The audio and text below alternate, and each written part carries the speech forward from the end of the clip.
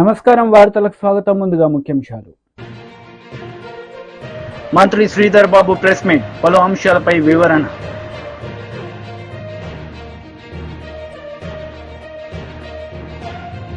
మాజీ మంత్రి Ambati Rambabu press meet, పలు అంశాలపై వివరణ. కాంగ్రెస్ నేతలు మీడియా సమావేశం నిర్వహించారు. ఈ సందర్భంగా పలు అంశాలపై వారు మాట్లాడారు. ఎంఓయూ కూడా చేసుకోవటం జరిగింది. అదేవిధంగా మన తెలంగాణకు చెందిన కొన్ని స్టార్టప్స్లకు ఇప్పటికే మద్దతునిస్తా ఉన్న ఫాల్కనెక్స్ ఇంకా పెద్ద ఎత్తున వారి సంఖ్యను పెంచడానికి ఫాల్కనెక్స్ కంపెనీ సిలికాన్ వ్యాలీలో ఒక ఇన్నోవేటర్ క్లబ్గా స్టార్టప్స్కి మోటివేషన్ ఇచ్చే ఒక పెద్ద కార్యాచరణ తీసుకొని ముందుకు నడిచే సంస్థ ఇక్కడ కూడా వారి మద్దతును పెంచడానికి వారు అంగీకరించడం జరిగింది. నేను ఇంతకుముందు చెప్పినట్టు స్టాన్ఫోర్డ్ యూనివర్సిటీకి సంబంధించిన ఒక బయో డిజైన్ తెలంగాణ ప్రభుత్వం కోసం ఇక్కడ ఒక ప్రత్యేకమైన కార్యక్రమాన్ని నిర్వహించాలని వారి నిర్ణయానికి వచ్చి ఇది మెడ్టెక్ మెడికల్ ఇన్ఫ్రాస్ట్రక్చర్కు సంబంధించి ముఖ్యంగా సహాయక సాంకేతికలపై దృష్టి సారించే కార్యక్రమం జరుగుతుందని మేము ఆశించి ఈరోజు స్టాన్ఫోర్డ్ బయో డిజైన్కు సంబంధించిన ప్రొఫెసర్లతోని మీటింగ్ ఏర్పాటు చేసుకొని వారి ఎక్స్పర్టీస్ని ఇక్కడ తీసుకురావాలనే ఒక ప్రయత్నం చేస్తా ఉన్నాం. మా పర్యటన సమయంలో ప్రకటించిన బయో ఇథనాల్ ప్రాజెక్టుకు సంబంధించి నెక్స్ట్ జనరేషన్ ఇథనాల్ ప్లాంట్ మొట్టమొదటిసారి ఇక్కడే ఏర్పాటు చేయాలనే ఒక క్రమంలో మరి ఎంఓయూని చేసుకోవటం, అదేవిధంగా ఈరోజు మనకు సంబంధించి ప్రధానంగా ముందస్తు ప్రణాళికలు కూడా కామ్కాస్ట్ అనే కంపెనీతో, అమెరికన్ ఎయిర్లైన్స్, సిగ్నా, పెప్సికో వంటి పెద్ద కంపెనీలతో కూడా చర్చలు జరపడం జరిగింది. సానుకూలంగా వారు స్పందించడం జరిగింది. హైదరాబాద్ని ఎంచుకోవాలి. ఎందుకు ఎంచుకోవాలి? మీరు హైదరాబాద్కు సంబంధించిన వాతావరణం, ఈ ఈకో సిస్టాన్ని మేము ముఖ్యమంత్రి గారు రేవంత్ రెడ్డి గారు అందరినీ కలిసినప్పుడు మా ఉద్దేశం చైనా +1 అనే ఫిలాసఫీతో మేము ముందుకు పోతా ఉన్నాం. ఆ స్పష్టమైన సందేశాన్ని ఇవ్వటానికి వచ్చామని, ప్రగతికి సంబంధించిన అంశం విషయంలో మాకు రాజకీయ భేషజాలు లేవని, గత 3-4 దశాబ్దాల కాలంలో వాణిజ్యం, వ్యాపారం, ఐటీ రంగానికి సంబంధించి, సేవా రంగానికి సంబంధించి ఒక పాజిటివ్ దృక్పథంతో ఏ ప్రభుత్వాలు వచ్చినా ముందుకు పోతా ఉన్న తరుణంలో మేము కూడా ఆ క్రమంలో ఇంకా 2 అడుగులు ముందుకు వేసి ఒక మంచి వాతావరణంలో తెలంగాణ భవిష్యత్తు పారిశ్రామిక వృద్ధికి ఏ గ్రోత్ ఇంజన్స్ అయితే కారణమో దాన్ని ఇంకా పెద్ద ఎత్తున ముందుకు తీసుకెళ్లే ప్రయత్నం చేస్తామని వారికి నమ్మకాన్ని కుదిర్చే ఒక ఆలోచనతో ముందుకు పోవటం. దాంట్లో భాగంగానే మరి మా సందర్శన కూడా ప్రధాన కొరియన్ కంపెనీస్ని దృష్టిని ఆకర్షించడం, ఆ పెట్టుబడులపై, వాణిజ్యంపై హైలైట్ చేసి ముందుకు పోయాం. ఈరోజు మరొక ప్రధానంగా హ్యుండాయ్ మోటార్స్, హ్యుండాయ్కి సంబంధించిన ఈ మోటార్ ప్రధానమైన కంపెనీ మన రాష్ట్రంలో ఒక మెగా ఆటోమేటివ్ R&D సెంటర్స్ ఏర్పాటు చేయటం, దాన్ని గ్లోబల్ హబ్గా మారుస్తామనే ఒక శుభవార్తను మాతో తెలియజేయటం జరిగింది. అదేవిధంగా వరంగల్ మెగా టెక్స్టైల్ పార్క్లో బహుళ వస్త్ర కర్మాగారాలను ఏర్పాటు చేస్తా ఉన్న యంగ్1 ముఖ్యమంత్రి గారు వారి ప్రతినిధులతో సమావేశమైనప్పుడు హైదరాబాదులో ఆ యంగ్ వన్ సంస్థ వారు ఫ్యాషన్ సిటీని ఏర్పాటు చేయాలని వారు ప్రకటన చేయటం జరిగింది. ఇందుకోసం ఎయిర్పోర్ట్కు సంబంధించిన అక్కడ సమీపంలో 10 ఎకరాలను కూడా కేటాయిస్తూ మరి ముఖ్యమంత్రి గారు లేఖను అందించడం జరిగింది. మనందరికీ తెలుసు, కొరియా కాస్మెటిక్ ఇండస్ట్రీకి సంబంధించి YCP leader Ambati Rambabu media సమావేశం నిర్వహించారు. ఈ సందర్భంగా పలు అంశాలపై ఆయన మాట్లాడారు. రాష్ట్ర ప్రజానీకానికి అంకితం చేయాలనేటువంటి ఒక సదుద్దేశంతో ఆయన చేసినటువంటి కృషి ఎనలేనిదని నేను భావిస్తున్నాను. ఆయన మరణం తర్వాత, రాష్ట్రం విడిపోయిన తర్వాత ఈ ప్రాజెక్టు అంతర్జాతీయ ప్రాజెక్టుగా భావించి కేంద్ర ప్రభుత్వమే దీన్ని పూర్తి చేయాలని విభజన చట్టంలో పెట్టి మొత్తం నిధులన్నీ కూడా కేంద్ర ప్రభుత్వమే ఇచ్చి తానే పూర్తి చేసి రాష్ట్ర ప్రభుత్వానికి అప్పజెపుతాననేటువంటి మాట విభజన చట్టంలో పేర్కొనడం జరిగింది. మనం చాలా నష్టపోయాం విభజన వల్ల అనేటువంటి భావన నుంచి ఏదో కొద్దిగా ఊరట కలిగిందిలే అనేటువంటి భావన కలిగేటటువంటి పరిస్థితి ఆ రోజున ఏర్పడింది. అలాంటి ప్రాజెక్ట్ అనేక రకాలైనటువంటి మార్పులు చెందుతూ వచ్చింది. కేంద్ర ప్రభుత్వం చేయవలసినటువంటి ప్రాజెక్టుని చంద్రబాబు నాయుడు గారు రాష్ట్ర ప్రభుత్వమే చేస్తుందనేటువంటి మాట తీసుకొని రాష్ట్ర ప్రభుత్వం చేతే నిధులు ముందుగా డబ్బు ఖర్చు పెట్టడం, మళ్ళా కేంద్ర ప్రభుత్వం వాటిని రీఎంబర్స్ చేయటం అనేటువంటి విధానంతో దీన్ని ప్రారంభించారు. ప్రారంభించి 2018కి పూర్తి చేసి జాతికి అంకితం చేసేస్తాము అని చంద్రబాబు నాయుడు గారు వాళ్ళు ప్రగల్భాలు పలికారు. 2018కి పూర్తి కాలేదు.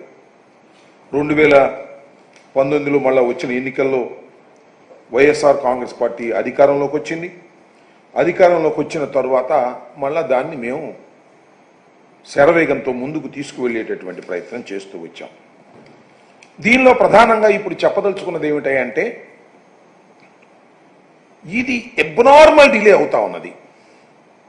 అనుకున్న సమయానికి కావడం లేదు.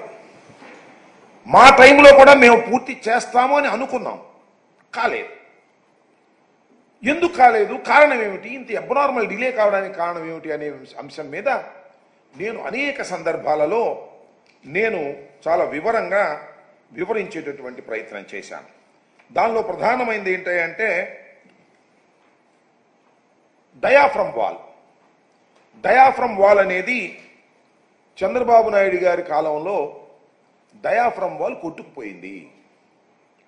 ఆ డయాఫ్రమ్ వాల్ కొట్టుకుపోవడం వలన మొత్తం టోటల్ ప్రాజెక్ట్ డిలే అయిపోయింది అనేటువంటి విషయాన్ని పలుమార్లు చెప్పేటటువంటి ప్రయత్నం చేశాం. చంద్రబాబు నాయుడు గారు ఆయన తాబేదారులు ఏం చెప్పుకుంటూ వచ్చారంటే డయాఫ్రమ్ వాల్ కొట్టుకుపోవడానికి కారణం జగన్మోహన్ రెడ్డి గారు. జగన్మోహన్ రెడ్డి గారి ప్రభుత్వం అధికారంలోకి వచ్చిన తర్వాత 2019లో అధికారంలోకి వచ్చిన తర్వాత మేలో ప్రమాణ స్వీకారం చేసిన తర్వాత ఆయన తగిన జాగ్రత్తలు తీసుకోకపోవడం వలన, కాఫర్ డ్యాముల గ్యాపులు పూర్తి చేయకపోవడం వలన డయాఫ్రమ్ వాల్ కొట్టుకుపోయింది అనేటువంటి వాదనని తీసుకొచ్చి తన పత్రికల్లో రాంచి గోబెల్ ప్రచారం చేసి విధ్వంసానికి కారణం జగన్మోహన్ రెడ్డి గారు అనేటువంటి మాటను పదే పదే వల్లవేసి జనాన్ని నప్పించేటటువంటి ప్రయత్నం చేశారు. నేను చాలా స్పష్టంగా పలుమార్లు చెప్పాను, శాసనసభలో చెప్పాను. చంద్రబాబు నాయుడు గారు అవగాహన రాహిత్యం వలన, తొందరపాటు తనం వలన, వ్యూహాత్మక తప్పిదం వలన డయాఫ్రమ్ వాల్ కొట్టుకుపోవటమే కాకుండా ప్రాజెక్టు చాలా డిలే అయిపోయింది, ఖర్చు కూడా పెరిగిపోయింది అనేటువంటి విషయాలను చాలా స్పష్టంగా చెప్పేటటువంటి ప్రయత్నం చేశాం. ఈ రెండు వాదనలు జరుగుతూ ఉన్నాయి. వాళ్ళ వాదన వాళ్ళు వినిపిస్తున్నారు, మా వాదన మేము వినిపిస్తున్నాం. దీనికి ఎవరు కారణం అనేది కాస్త లోతుగా ఆలోచించే కామన్ సెన్స్ ఉన్నటువంటి వ్యక్తులకి చాలా క్లియర్గా అర్థమైపోయినా బుకాయించేటటువంటి ప్రయత్నం చేస్తూ వచ్చారు. ఇవాళ నేను ప్రత్యేకంగా చెప్పదలుచుకున్నటువంటి అంశం ఏమిటంటే ఈ పోలవరం ఇరిగేషన్ ప్రాజెక్టు మీద ఈ డిలే అవడం మీద, లేదు ఈ డయాఫ్రమ్ వాల్ దెబ్బతినిపోయిన తర్వాత బీజేపీ లీడర్ మీడియా సమావేశం నిర్వహించారు. ఈ సందర్భంగా పలు అంశాలపై ఆయన మాట్లాడారు. చెప్పడం జరిగింది. ఈ సందర్భంగా పలు అంశాలు మీతో మీ ద్వారా ప్రజలకు తెలియజేస్తున్నాం. అతి ముఖ్యంగా బీజేపీ తరఫున, బీజేపీ తెలంగాణ తరఫున డాక్టర్ సెల్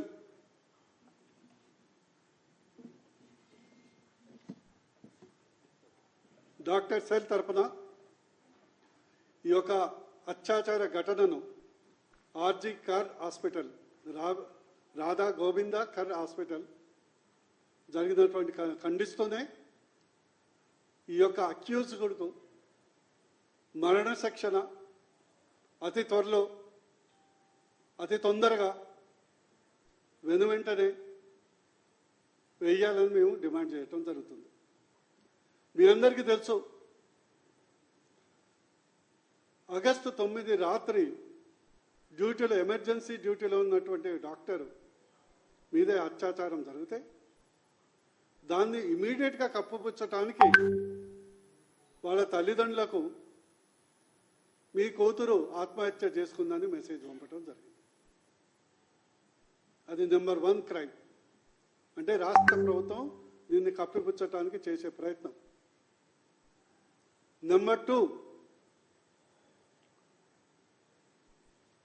ఇప్పటి వరకు వచ్చినటువంటి ఇన్వెస్టిగేషన్ రిపోర్టు ప్రకారం కేవలం నిందితుడు ఒకరే కాదు, ఇది గ్యాంగ్ రేప్ అని ప్రాథమిక ఆధారాలు దొరికితే ఆ డాక్టర్ని గ్యాంగ్ రేప్, గొంతు నిలిమి చిత్రహింస చేసి చంపారని ప్రాథమిక రిపోర్ట్ ఇస్తే కేవలం ఒక వ్యక్తే దీనికి కారణమని దాన్ని మభ్యపెట్టే ప్రయత్నం మమతా బెనర్జీ చేయడం జరిగింది. అదే యావత్ దేశం ఈ సంఘటన పట్ల దుఃఖం వెలిపిస్తూ ఆందోళన తెలియజేస్తే ఆ అంశాన్ని డైవర్ట్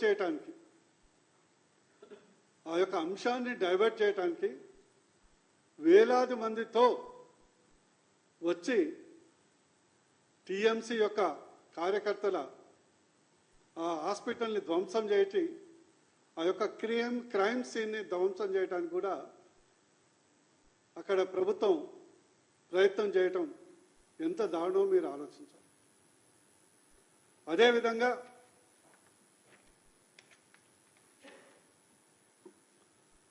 అక్కడ ఉన్నటువంటి సీసీ కెమెరాలు, మొదట దానికి సంబంధించిన సీసీ కెమెరాలు ఫుటేజ్ను సిబిఐ చేతికి మారముందుకే 7 రోజుల గ్యాప్ ఇచ్చి సీసీ కెమెరాలు పనిచేయట్లేమని అక్కడ ఉన్నటువంటి ఫుటేజ్ మొత్తం ధ్వంసం చేయటం జరిగింది. అది రాష్ట్ర ప్రభుత్వ యొక్క అధికారులు, పోలీసు ఇందులో భాగస్వాములై ఈ యొక్క ఇన్వెస్టిగేషన్ నీరుగార్చే ప్రయత్నం చేస్తున్నారు. అదేవిధంగా ఈరోజు వెస్ట్ బెంగాల్కు పెద్ద డిఫరెంట్ లేదు. వెస్ట్ బెంగాల్ మన దేశంలో ఉంది, బెంగాల్ మన నుంచి విడిపోయింది. ఈరోజు మొత్తం ప్రపంచంలో ఐసిస్ అంటే ఇస్లామిక్ ఉగ్ర సంస్థ యొక్క అరాచకాలు బంద్ అయితే కేవలం వెస్ట్ బెంగాల్లో దీదీ ఆధ్వర్యంలో ఒక దమనకాండ నడుస్తుంది. ఎలక్షన్ ముందర కూడా తర్వాత కూడా మీరు చూశారు, ఒక విలేజ్లో మొత్తం మా ఓటు టీఎంసీకి వేయలేదనే కారణంతో టీఎంసీ నాయకులు షరబుద్దీన్ పేరు ఉండే నాయకులు ఆ యొక్క మహిళల్ని అత్యాచారమే చేయడమే కాకుండా బంగ్లాదేశ్కు పారిపోయినటువంటి ఘటన మనం చూసాం. ఈరోజు మొట్టమొదటిసారిగా యావత్ భారతదేశంలో ఉన్నటువంటి డాక్టర్స్ అందరూ ఐఎంఏ ప్రభుత్వ ప్రైవేట్ అని లేకుండా మాజీ మంత్రి శ్రీనివాస్ గౌడ్ ప్రెస్ మీట్ నిర్వహించారు. ఈ సందర్భంగా పలు అంశాలపై ఆయన మాట్లాడారు. సంవత్సరాల పోరాటంలో ఏ ప్రభుత్వం కూడా 70 సంవత్సరాల పైన స్వాతంత్రం వచ్చినా ఆ రోజు నుంచి కూడా సర్వాయి పాపన్న మహారాజ్ చరిత్రను ఏ ప్రభుత్వం కూడా వెలుగులోకి తీసుకురాలేదు. జయంతి వర్ధంతి ఉత్సవాలను చేయాలని చెప్పి ఎన్ని డిమాండ్లు ఉన్నా కూడా ఎవరు కూడా పట్టించుకోలేదు.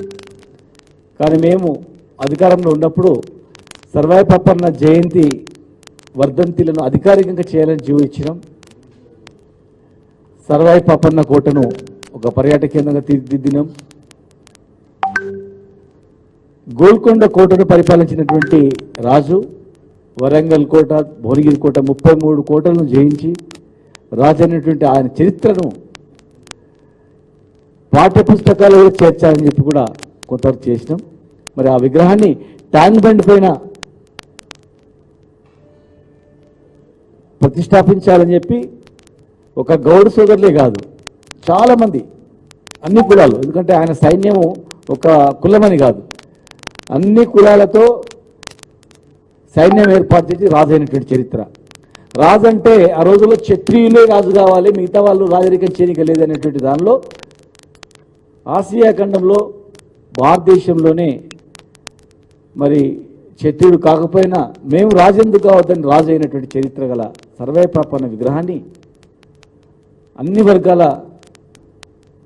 క్షత్రియులు తప్ప మిగతా వాళ్ళందరినీ కలుపుకొని రాజైన చరిత్ర ఉంది కనుక ఆయన విగ్రహాన్ని పెట్టాలని డిమాండ్తో మేము విగ్రహాన్ని ఏర్పాటు చేయడానికి ట్యాంక్ బండ్ దగ్గర జియో ఇవ్వడం జరిగింది. అదేవిధంగా జియోతో పాటు 3 కోట్ల నిధులను కూడా ఏర్పాటు చేశాం. ఇవన్నీ 3 కోట్ల నిధులను కూడా బీసీ కార్పొరేషన్ ఇప్పించడం జరిగింది. మరి రేపు జయంతి ఉంది కనుక ఈ ప్రభుత్వం ఎలక్షన్ మేనిఫెస్టోలోనే వారు ఇచ్చిన హామీలోనే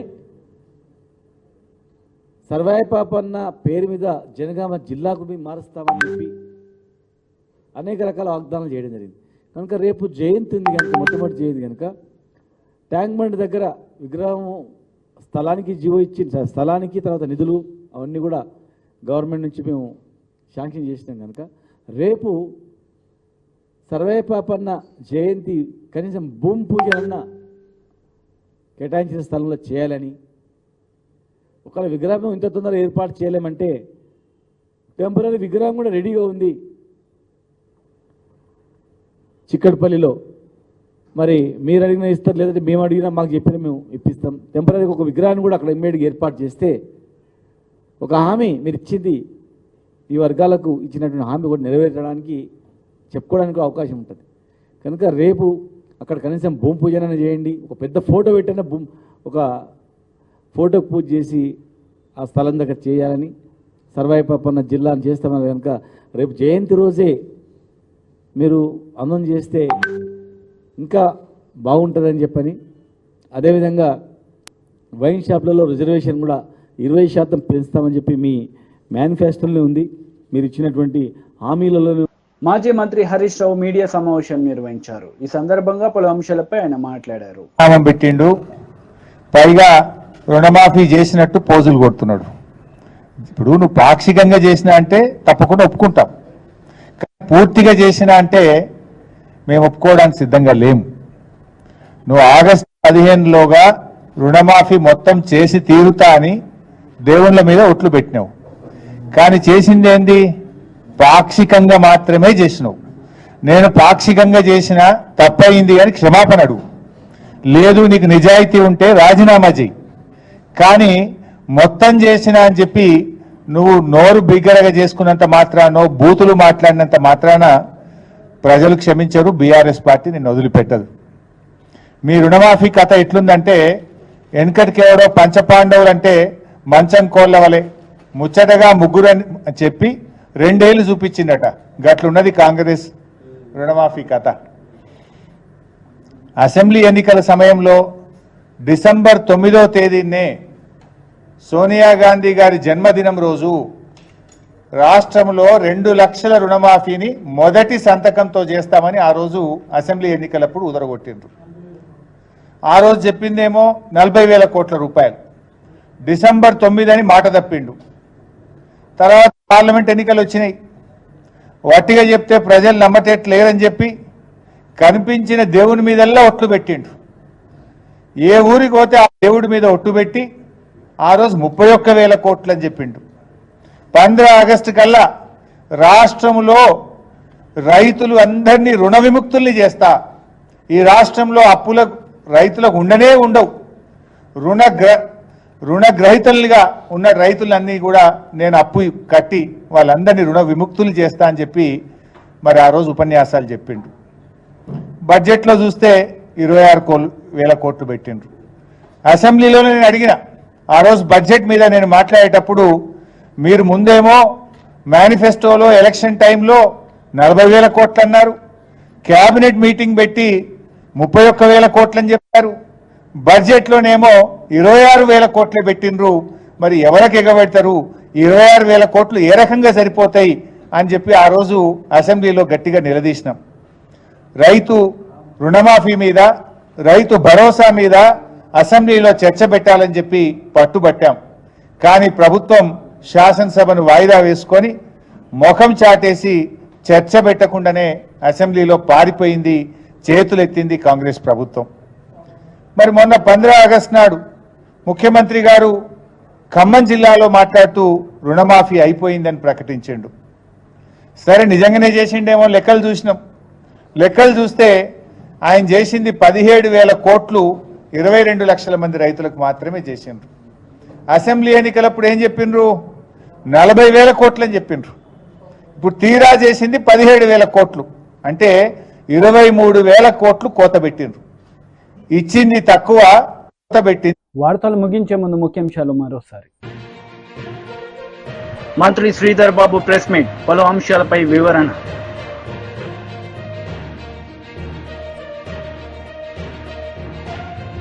మాజీ మంత్రి అంబటి రాంబాబు ప్రెస్ మీట్, పలు అంశాలపై వివరణ. ఈ వార్తలు ఇంతటితో సమాప్తం. తిరిగి ప్రసారమయ్యే వార్తలు మళ్ళీ కలుద్దాం. అంతవరకు సెలవు. నమస్తే.